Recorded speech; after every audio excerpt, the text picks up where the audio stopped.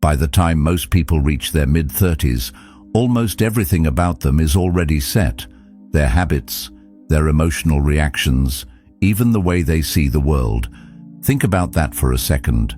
95% of who you are today is simply repetition of yesterday. The Stoics warned us long ago that we become what we repeatedly do. So if your days look the same, if your thoughts sound the same, and if your emotions feel the same, then your future is already written, unless you decide to change the script. But here's the truth that few ever realize. You are not a prisoner of your past. You can rewire your brain.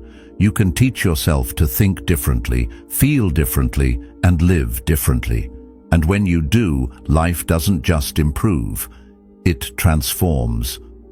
Today, we're going to uncover how you can finally take control of those thoughts and reshape the destiny they create. If you're someone who believes in growth, in freedom, in building a life of purpose rather than being dragged by habit, then this journey is for you. And if you want to keep walking this path of wisdom with me, consider subscribing. As a choice for yourself, a commitment to seek out knowledge, to practice self-mastery, and to live more intentionally each day. Every morning feels like a fresh beginning, yet most of us unknowingly repeat yesterday without even realizing it. The moment you open your eyes, the first instinct is often to reach for the phone. You scroll through familiar faces, the same arguments, the endless stream of headlines, and the constant noise that fills your head before you've even taken a breath. Then, without thinking, you get out of bed on the same side as always, drink the same coffee, drive the same route, and see the same people who trigger the same emotions in you. Day after day, the pattern repeats. It feels comfortable, it feels normal, but the truth is, it's a program running quietly in the background. Marcus Aurelius once said, "The soul becomes dyed with the color of its thoughts." If our thoughts remain unchanged, then so does the essence of who we are. Life becomes predictable, not because the world limits us, but because we live as if yesterday dictates tomorrow. What seems like freedom is often an illusion. We say we want change, to be healthier, happier, freer, but our bodies and minds are stubbornly tied to habit. You can think of it as a script you never stop performing. The Stoics taught that true freedom doesn't come from doing whatever you want, but from gaining mastery over yourself. When you repeat the same emotions, the same responses, the same beliefs, your choices aren't really choices at all. They're rehearsals. Carl Jung warned, "Until you make the unconscious conscious, it will direct your life, and you will call it fate." Most of us call it destiny, when in reality it's just an unexamined program, one that makes us live the same life in slightly different costumes. The danger isn't only in the routine itself, but in the emotions we attach to it. Every memory carries a feeling, and when you begin your day by recalling problems or disappointments, you instantly drag the past into the present. The mind doesn't let go easily. It clings to what is known, even if what is known hurts you. Seneca once said, "We are more often frightened than hurt, and we suffer more in imagination than in reality." Those fears and sorrows from yesterday don't exist anymore, yet the imagination paints them vividly, and the body reacts as if they're still happening now. You feel the weight, you relive the sting, and before long, your state of being is once again colored by memories that should have been left behind. Think about how the cycle works. A single anxious thought sparks a physical reaction, tension in your chest, a knot in your stomach, and that reaction convinces your brain the thought was real. One feeds the other until it's no longer clear which came first. At that point, you aren't simply experiencing stress, you've become stress itself. This is why change feels so unnatural. It isn't just about breaking habits of what you do, it's about breaking habits of what you feel. Stepping outside that pattern is uncomfortable, And that discomfort is precisely why so many avoid it. The body prefers the familiar, even if the familiar is suffering. The moment you decide to respond differently, to withhold blame, to stop repeating guilt, it feels wrong. That inner resistance whispers convincing lies. Start tomorrow.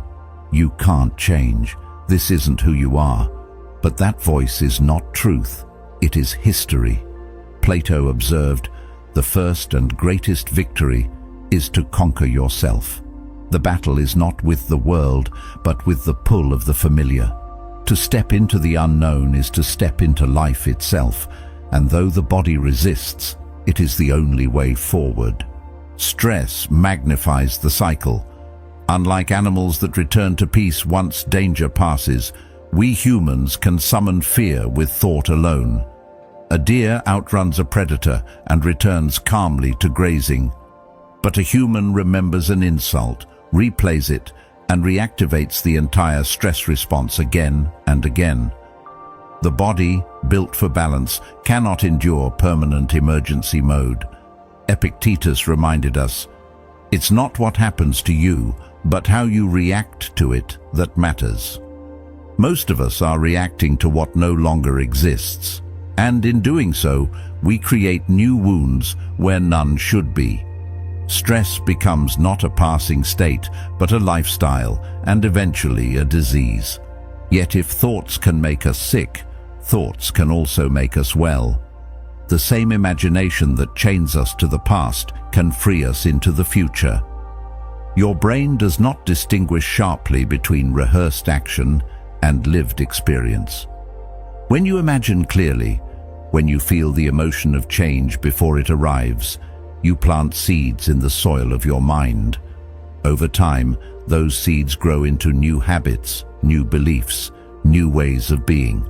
Socrates once said, "The unexamined life is not worth living." To examine your life is to pull out the weeds of thought that no longer serve you and to make space for growth. Freedom isn't found in chasing novelty outside yourself, but in rewiring what's within. Each time you catch the cycle, the same thought, the same feeling, the same reaction, you're given a chance to choose differently.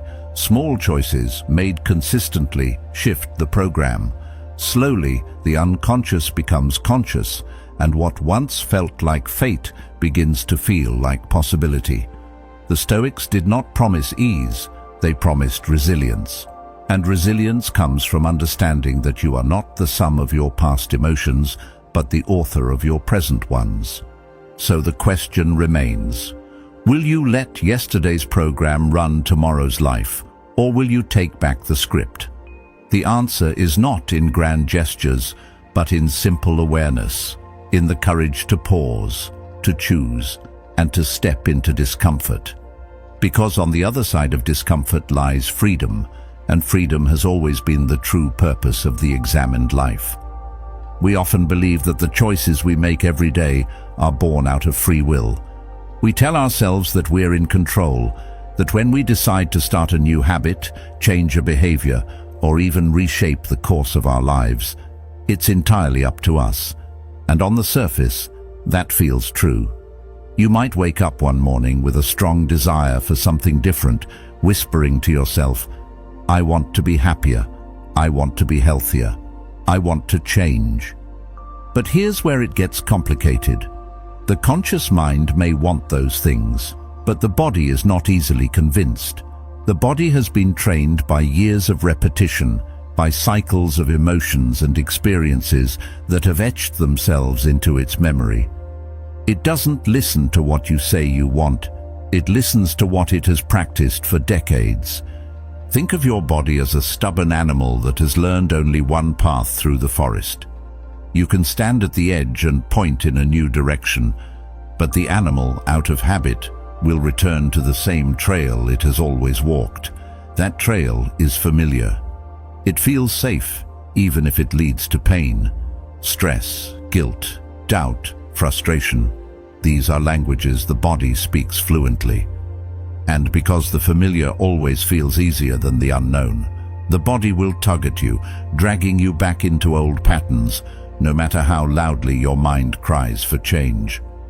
The problem is not that you lack the desire to improve, but that desire alone isn't enough to overcome what has been wired into you. Years of living the same way create emotional grooves so deep that you slip back into them without thinking. You can decide to stop complaining, but the moment discomfort arises, your tongue moves faster than your resolve.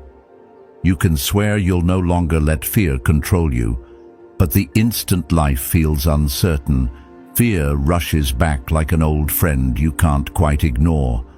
This is why so many people feel stuck, torn between the life they want and the life they keep repeating.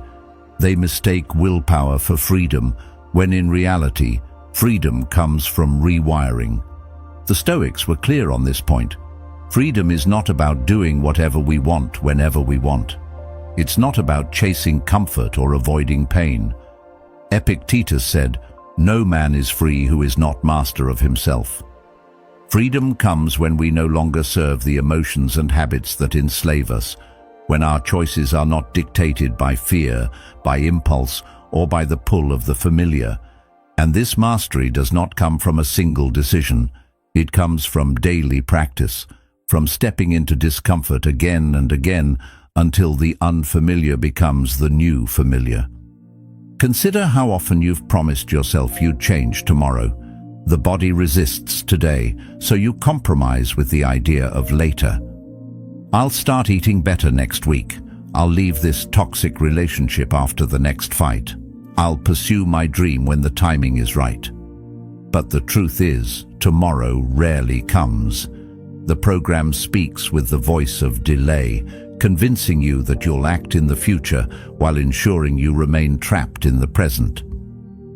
This illusion of free will explains why so many people wait for a crisis before they truly change.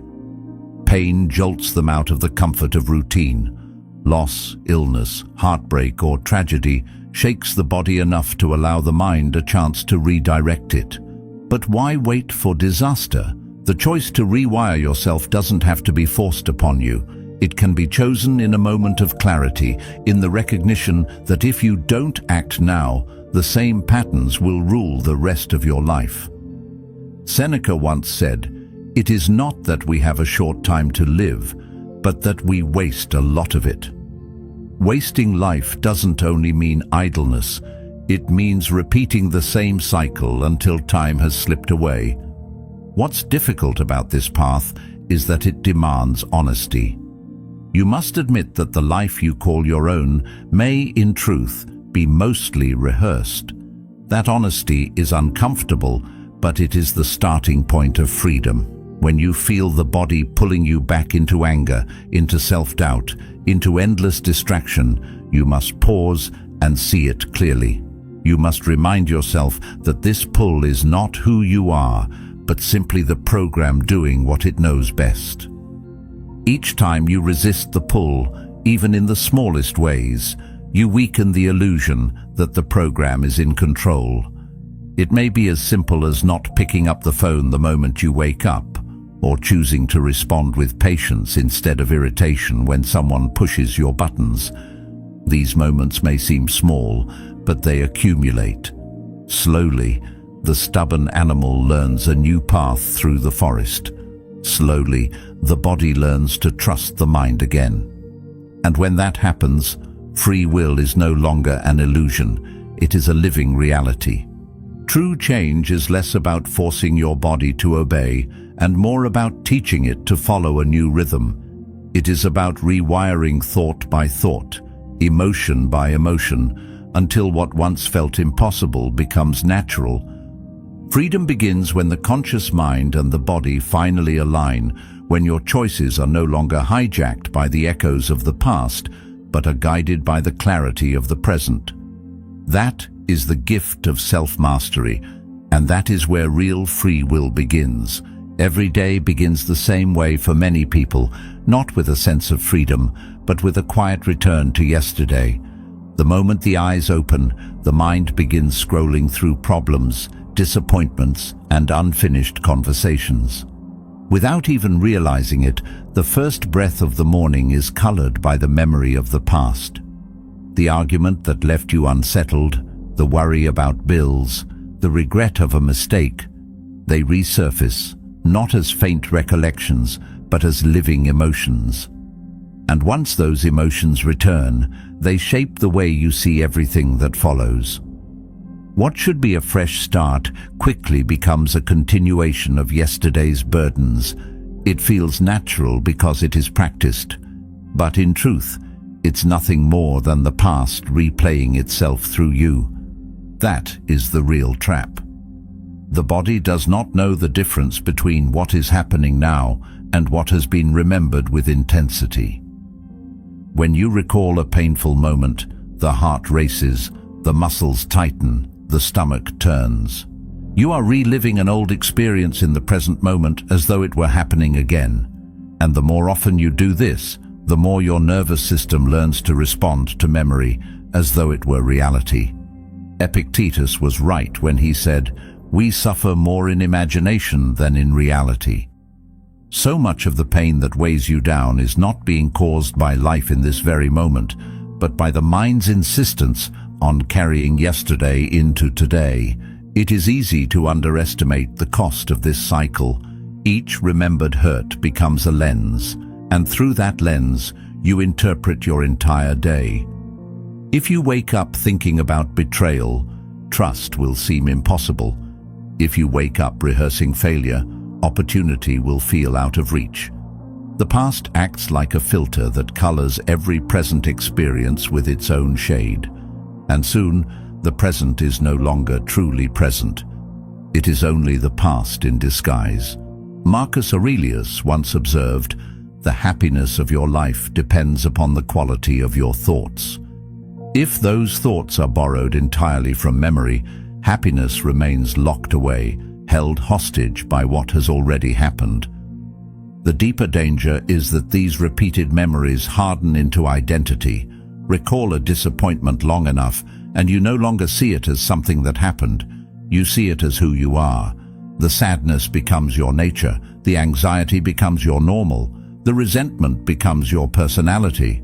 And because the mind and body grow used to these emotions, they resist any attempt to move beyond them. This is why people find it so difficult to create new futures. If the mind is always staring at the past, then the body is always feeling the past.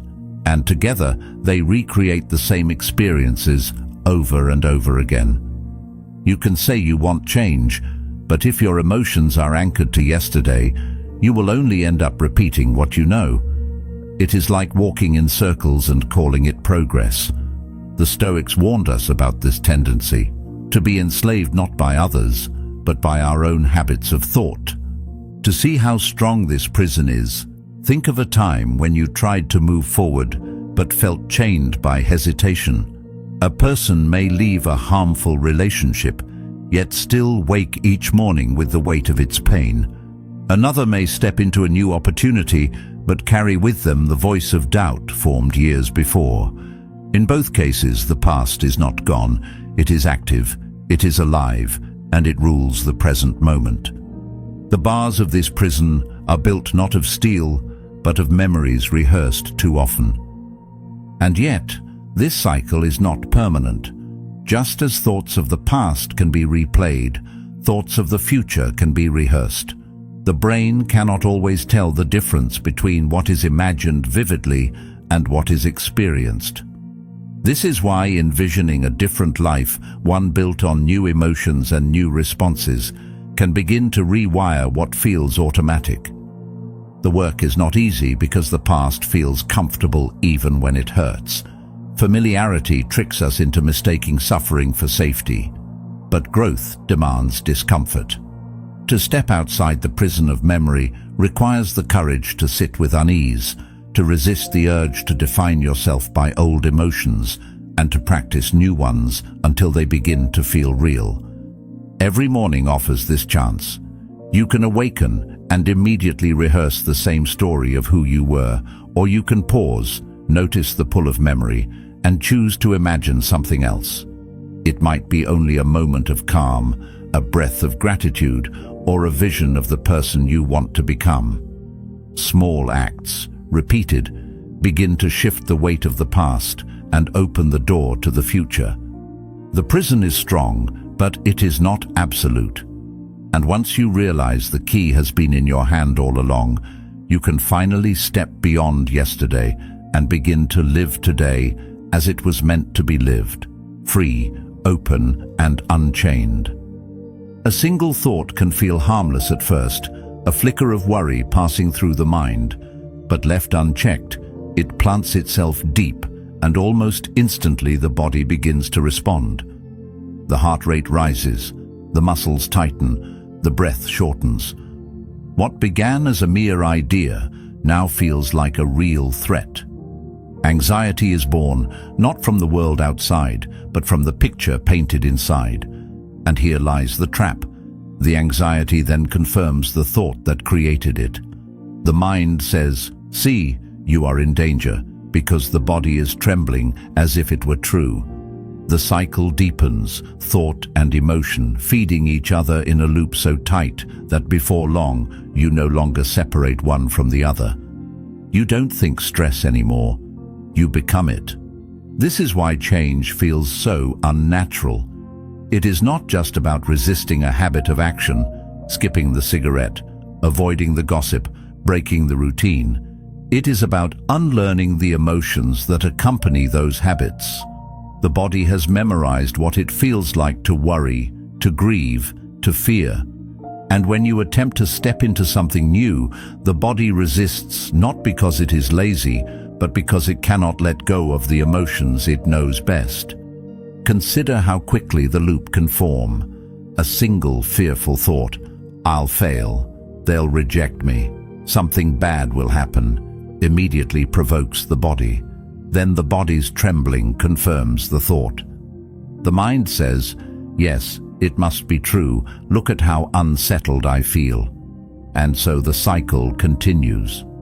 Carl Jung once noted, "What you resist persists."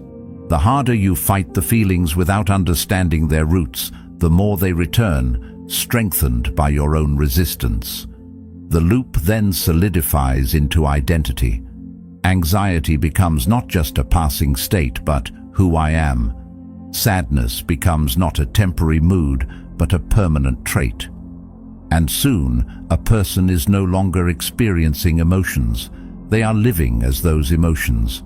This cycle is powerful because it conditions the body to anticipate feelings before the mind has even spoken. Walk into a room where you once felt shame, and the body flushes before the thought forms. Sit down to work on a task that once triggered doubt, and the body grows restless before you've begun. The emotional memory runs ahead of the conscious choice, pulling you back into the loop. Marcus Aurelius warned, "You have power over your mind, not outside events. Realize this, and you will find strength." Yet too often we forget this power, surrendering instead to the body's old scripts, rehearsing yesterday's feelings as though they were inevitable truths. The loop also thrives because it rewards itself. Every emotion has chemistry attached to it. The body becomes addicted to the familiar cocktail of stress hormones, and though it harms you, it feels natural. Breaking free means not only resisting the thought, but also enduring the withdrawal from the emotion itself. This is why many return to old habits even when they know better. The body craves what it knows, even if it is suffering.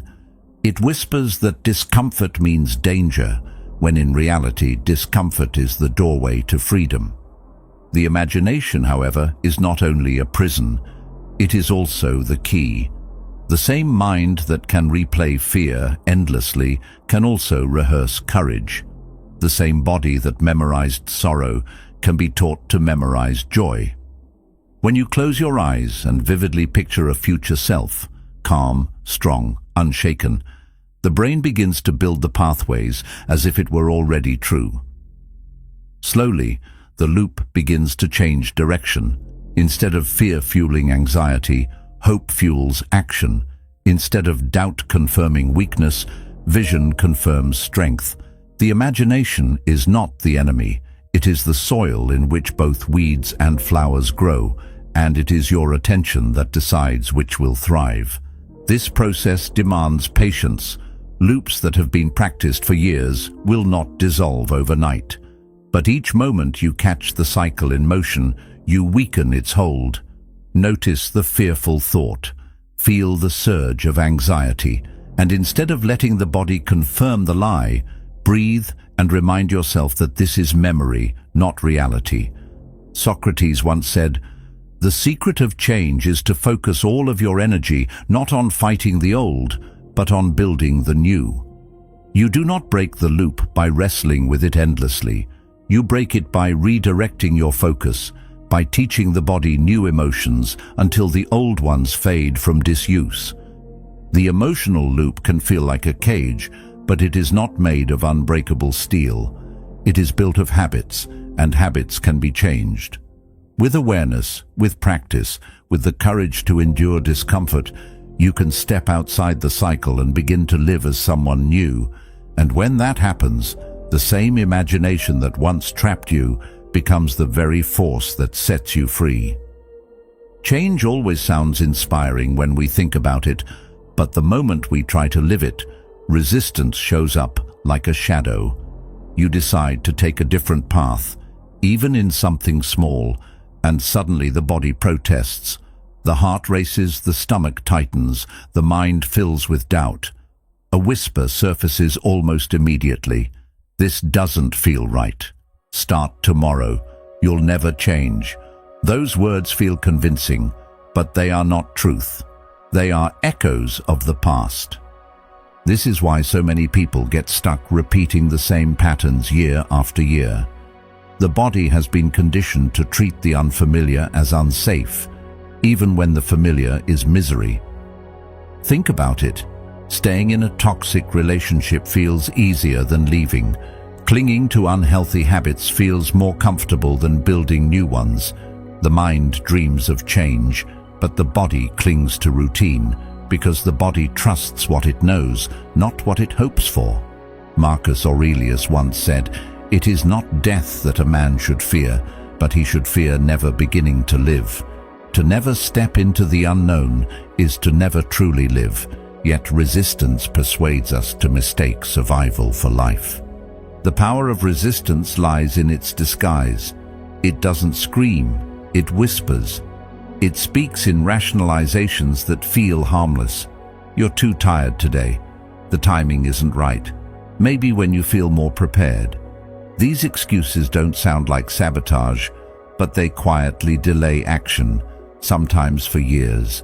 Seneca once noted, "While we are postponing, life speeds by." Resistance thrives on postponement. It doesn't need to defeat you in one moment. It only needs to convince you to wait again and again until the chance for change slips away. And yet, every moment of resistance carries within it a choice. You can surrender to the familiar, or you can step into the unknown and endure the discomfort that comes with it. Discomfort is not the enemy. Discomfort is the proof that you are moving beyond the boundaries of your old self. Aristotle said, "We are what we repeatedly do." Excellence, then, is not an act, but a habit. The habit of resisting discomfort leads to stagnation, but the habit of facing it, of leaning into it, creates excellence. Each small victory over resistance rewires the body, teaching it to trust what once felt unsafe. But here is the challenge. The body doesn't give up easily. The longer you've lived a certain way, the louder resistance becomes when you try to shift. Old emotions rise to the surface.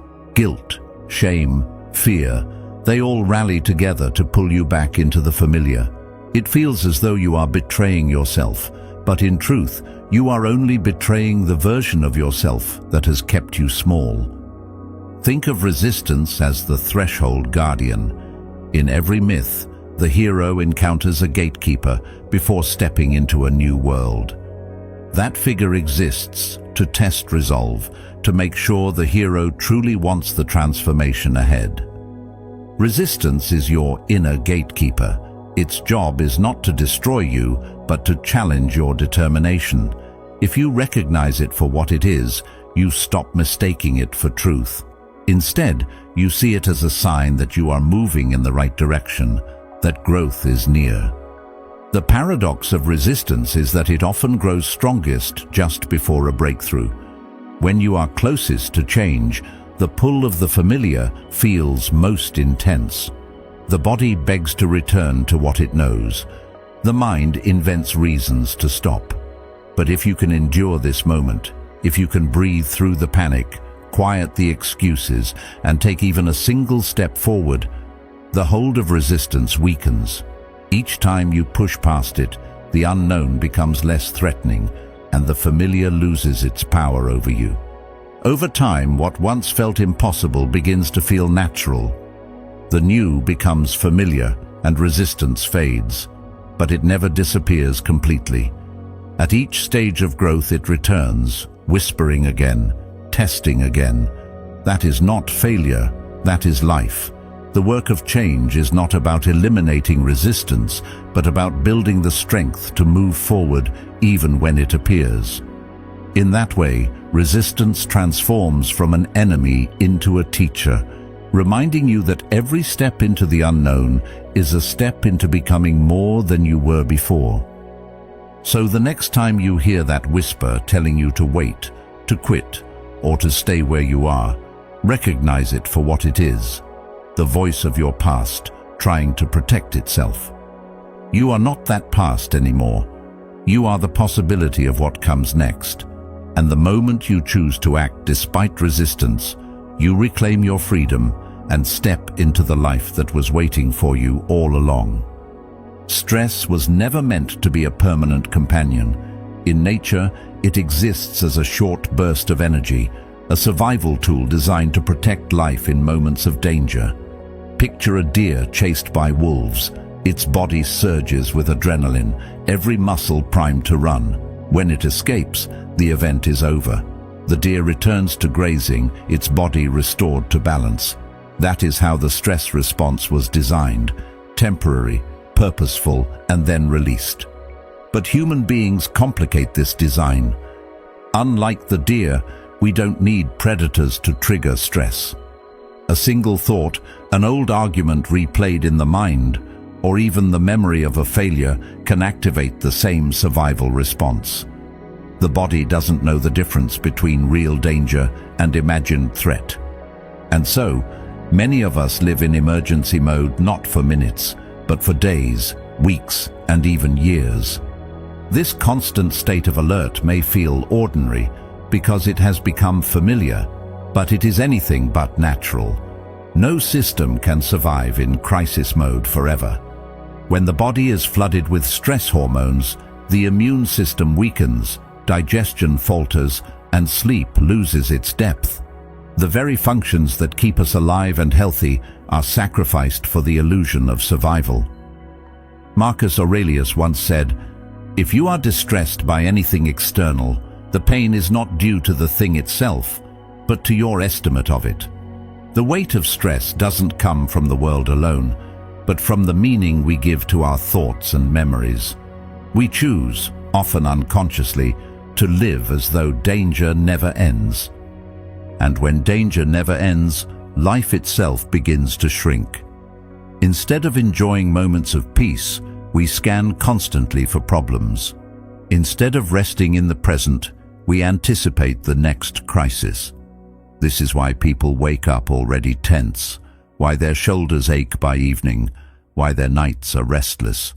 They are living in a body convinced it must always be ready to fight or run. The Stoics called us to live in accordance with nature, but there is nothing natural about a body locked in permanent combat with itself. Seneca warned, "He suffers more than necessary who suffers before it is necessary." Stress makes us suffer not only during real hardship, but in anticipation of hardships that may never come. Think of how often stress arises, not from what is happening now, but from rehearsals of what might happen. You remember a conflict at work, and your body relives it. You imagine an argument with a loved one, and your body prepares as if the words were already spoken. Even traffic jams, financial worries, or the smallest inconveniences trigger reactions far out of proportion to the moment. Carl Jung once observed, "Neurosis is always a substitute for legitimate suffering." Much of our modern stress is this very thing, suffering created to fill the silence, a reaction to imagined threats, while the real challenges of life go unattended. Over time, stress becomes more than a reaction. It becomes an identity. People describe themselves as anxious, overwhelmed, burnt out, as though these states are permanent labels instead of temporary imbalances. This identification makes escape even harder. When the mind believes it is stress, the body complies. The cycle tightens, and the emergency mode becomes the default. Epictetus reminded us, "It is not things themselves that disturb us, but our judgments about them." The judgments we place upon our thoughts and experiences determine whether we suffer once or suffer endlessly. And yet, even though stress feels like an enemy, it can serve as a teacher. It shows us where we are most vulnerable, where our expectations clash with reality, where our judgments distort the truth. If we pause to notice stress, to examine the thought that triggered it, we begin to see clearly the gap between reality and our reaction. Aristotle said, "The energy of the mind is the essence of life." If that energy is consumed by stress, then life itself is drained of vitality. But if we redirect that energy from constant fear toward awareness, from judgment toward acceptance, then life begins to restore itself. The path forward lies in choosing not to live as the deer who never stops running. Stress will always visit us, but it doesn't have to own us. Nature intended for balance to follow disruption, for calm to follow chaos. The more we honor that rhythm, the stronger we become. Resistance to this truth weakens us. Alignment with it makes us resilient. The Stoics knew that peace doesn't come from eliminating difficulty, but from meeting it without losing ourselves. Stress may be the silent destroyer when left unexamined, but once understood, it becomes the signal that it is time to return to balance. So when stress next rises, notice it. Recognize that it is not a command but a signal, not a destiny but a choice. You can feed it with more thoughts and more fear, or you can pause, breathe, and allow the body to return to its natural state. The wolves you are running from exist mostly in the mind, and once you see that, you can stop running, step back into the present, and begin living in the freedom that nature always intended. If the past feels heavy, it's because you've been walking through a garden that hasn't been tended in years. Every grudge, every regret, every repeated memory of failure is like a weed that has been allowed to spread unchecked. The longer it stays, the deeper its roots grow, until the garden no longer reflects possibility, but only the shadows of what has already been. To move forward, those roots must be pulled. Not with anger, not with resentment, but with awareness. You see them for what they are, leftovers of a story that no longer serves you. Marcus Aurelius once said, "A man's life is what his thoughts make of it." If your thoughts are weeds, your life becomes overgrown. If they are seeds of strength and vision, your life becomes a field of growth. The process begins not with planting new ideas, but with preparing the soil of the mind. You cannot sow fresh seeds while bitterness and self-pity still choke the ground. Awareness is the spade that breaks the soil open. It means noticing when old patterns return, when the mind clings to blame or replays wounds. It means refusing to water what you no longer wish to grow. This work can feel uncomfortable because the familiar weeds often disguise themselves as identity. I am my anger, I am my failure, I am my guilt. But Carl Jung reminded us, I am not what happened to me, I am what I choose to become. The act of uprooting is the act of reclaiming choice, of refusing to let yesterday's identity dictate tomorrow's growth. Once the soil is cleared, planting begins, and what you plant matters. Each thought is a seed. Each vision of yourself is a seed. Each rehearsal of a different reaction, a different way of being, is a seed. The brain does not sharply distinguish between imagination and lived experience. When you vividly picture yourself calm in a storm, patient in conflict, or confident in challenge, your brain begins wiring pathways as if it were already true. The rehearsal becomes practice, and practice becomes nature. Seneca observed, "Luck is what happens when preparation meets opportunity. Rehearsal is preparation. The more you practice being who you wish to be, the more ready you become when life gives you the chance to live it." It is not enough to plant casually. Seeds require care. They require repetition, patience, and nourishment. Just as weeds do not vanish in a single pull, old habits return unless you remain watchful. The garden of the mind thrives on consistency.